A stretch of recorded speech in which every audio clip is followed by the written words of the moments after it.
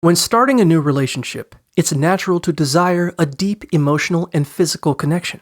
But building intimacy takes time and effort, especially since men may struggle with vulnerability.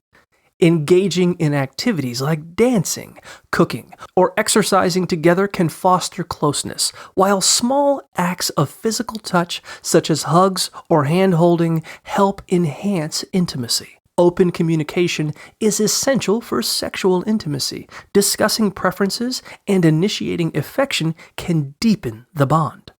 Being fully present during interactions, asking thoughtful questions, and showing genuine interest in his thoughts will encourage him to open up more. Complementing his deeper qualities and providing a non-judgmental space for sharing can further strengthen your connection, allowing you both to enjoy the loving and secure relationship you seek.